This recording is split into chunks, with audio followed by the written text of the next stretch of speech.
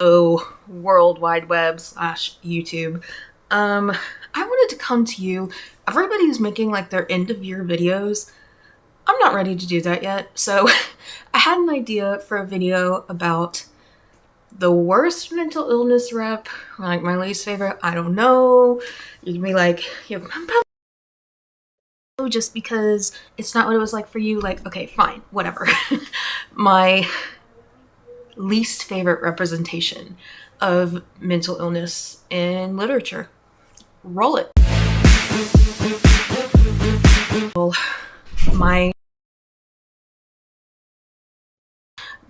My absolute least favorite representation of mental illness is Turtles All the Way Down by John Green.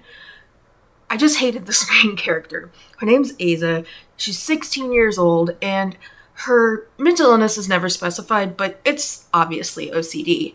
She keeps an open wound because on her thumb, because time in the book where she like eats hand sanitizer. That's not why I hate her. I hate Aza because she doesn't take her medicine. And her teacher, like me, is portrayed as being a really, really great mom, yet she doesn't make sure her daughter takes her medicine. She was like sitting on the couch reading and is like, "Are you taking your medicine?" And Aza just lies to her. Said, "Yeah, I am," when she's not. And so there's an event. I won't totally spoil it, but at the end of the novel, Aza starts taking her medicine, and wow, she gets better. It's like, oh, you take psych meds and you get better. But what was kind of annoying about that was a lot of people have what's called treatment-resistant mental illness, which is what I have, which means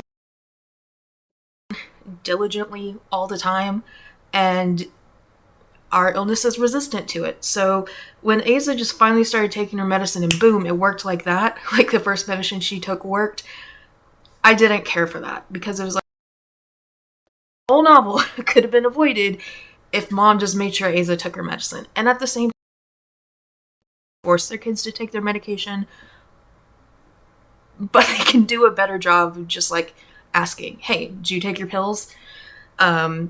Hated the main character, didn't really like the portrayal of rich kids, and I was kind of annoyed by the fact that the first medicine Aza started taking, it started working immediately, and everything was wrapped up in a pretty bow. Next, Fangirl.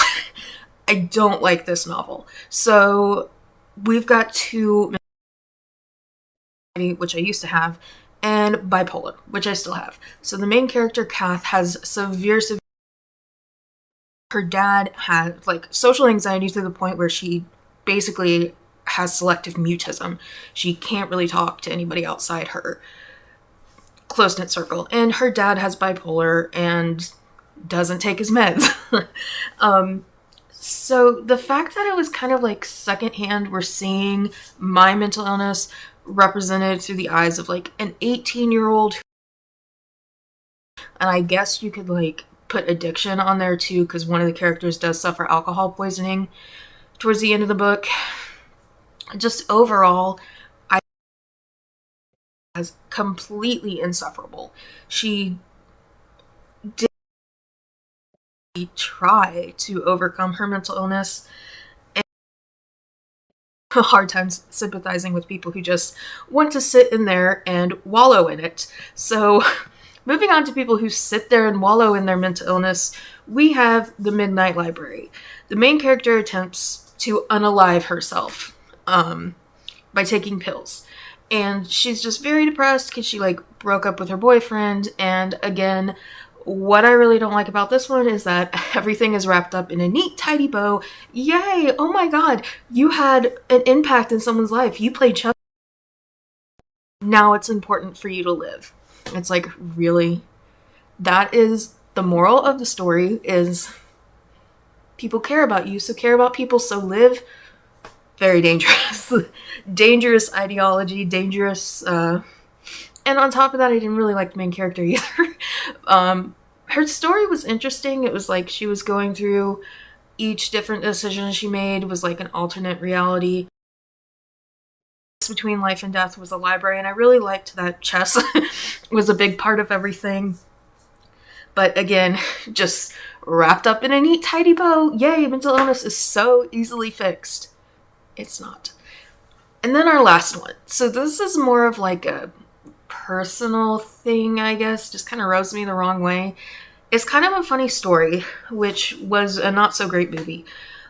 But the book is really weirdly structured. It's like written in 10 parts. It's about a kid who goes to a short-term hospital, which I've been to many times. It's like you have some sort of little crisis when you go to the short-term hospitals, and they go and they arrange your meds, and you're only there for like 5 to 7 days, and then you get out and you continue treatment. It's not like a long-term, like full overhaul, which I've only been to once, which worked really well. But a lot of times, like acute anxiety immediately following an unaliving attempt, which is what this main character does. He is like on the edge of urge to jump off, so he goes into a mental hospital.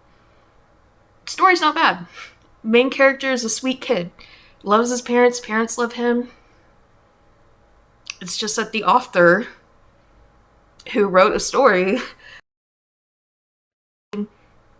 unalived himself a few years later by jumping off a building.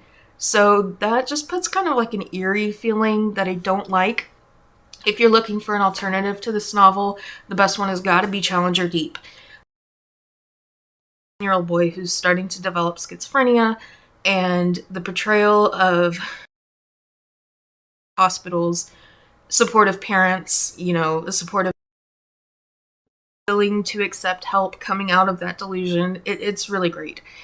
So those are my 4 least favorite portrayals of mental illness in literature.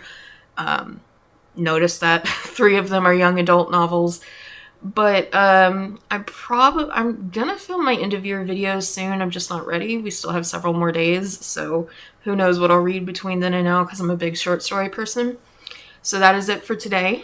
Remember, if you are suffering from mental illness, you are, and if people say things about your mental illness, screw them. You're a million times stronger than they are. Remember that. Keep reading, keep writing, keep loving words, and I'll see you next time.